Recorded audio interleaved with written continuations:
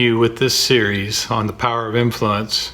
We're in part 2, and I want to begin by sharing a story with you about a young woman who went to her mother and told her about how things were so hard for her. She didn't know how she was going to make it and wanted to give up. It seemed when one problem was solved, a new one arose. So her mother took her to the kitchen and filled 3 pots with water. In the first, she placed carrots, in the second, eggs, and in the last, she placed ground coffee beans. She let them sit and boil without saying a word. About 20 minutes later, she turned off the burners. She fished the carrots out and placed them in a bowl. She pulled the eggs out and placed them in a bowl, and she ladled the coffee out and placed it in a bowl. She asked her daughter, "Tell me what you see." The daughter replied, "Carrots, eggs, and coffee." Her mother asked her to feel the carrots, and the daughter noted that they had gotten soft.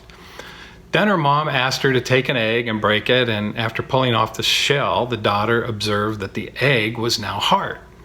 Finally, her mom asked her to sip the coffee. So she did, and the daughter smiled, and as she tasted its richness, she asked her mom, "What's the point, Mom?" Her mother explained that each of these objects faced the adversity of boiling water, but each reacted differently. The carrot went in strong and hard. However, after being subjected to boiling water, it softened and became weak.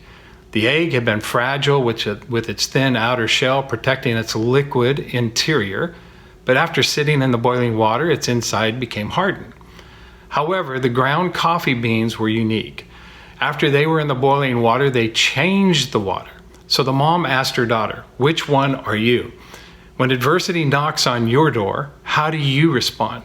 Are you like the coffee bean? The bean actually changed the hot water. The very circumstance that brings pain when the water gets hot releases a fragrance and a flavor. If you're like the coffee bean, you influence and change the situation around you. The world's most influential leaders, business people, and innovators know that this key characteristic to help them reach their goals and affect change is influence. They possess not only the ability to wield influence, but they are influential. A study of the greatest influencers in the world, Gandhi, Christ, Martin Luther King, Mother Teresa, Margaret Thatcher, Rosa Parks, John Maxwell, Jack Welch, and many, many others, shows it wasn't just what these people did that made them influential. It wasn't because they had money, position, or authority. They were influential because of who they were or who they are and the traits that they possess.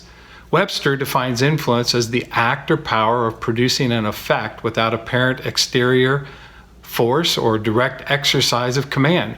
Through this definition, the difference between influence and dictatorial command you can see. Command says, "Do this because I said so, and there will be bad consequences if you don't." Influence says, "I'm helping you to see that this is the best course of action in terms of the long-term benefits for both of us." Command can initiate change of mind, but it's externally motivated. As soon as the external consequence is lifted, the status quo quickly resumes. Influence creates an internal shift in a person's mindset. Internal commitment is gained independent of external consequences. The world's most influential people don't merely change others' behavior. They shift their mindsets. Suppose you own a retail store and an employee continues to not greet customers in the culture that you have. Command says, "Do this or you'll get fired or written up."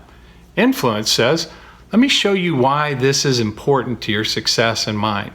The employee who is commanded to greet customers will do it while they think you are watching. The customers will see through this veneer though, but the employee who is influenced will begin to greet customers with sincerity, regardless of your presence, because an internal shift has occurred, because you took the time to change their mindset or influence how they see and do things. What the world needs is fewer commanders and more influencers. You were created to be an influencer. You may not recognize this in your life yet, but you are already an influencer, and you can grow your ability to become even more influential once you identify and understand your potential to be influential.